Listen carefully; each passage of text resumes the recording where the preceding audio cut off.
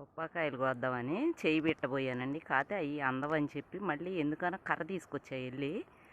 కర్ర పెట్టి కాయ ఇలా పైకి లేపానో లేదో అది చూడండి ఎంత ఉందో. కనబడుతుందా మీకు?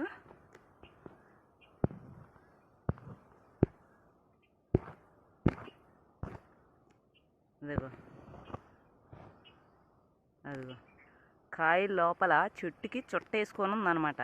ఇప్పుడు నేను దాన్ని 2-3 సార్లు కదిపించేపటికి మళ్ళీ లోపలికి పోయింది. దాన్ని కొట్టడమే బెస్ట్ ఆప్షన్ అనిపిస్తుంది. కొట్టేస్తా ఉండండి. దీన్ని చంపకపోయామనుకోండి ఇలాగే చెట్లు కాయల సొద్దున చుట్టుకొని ఉంటుంది.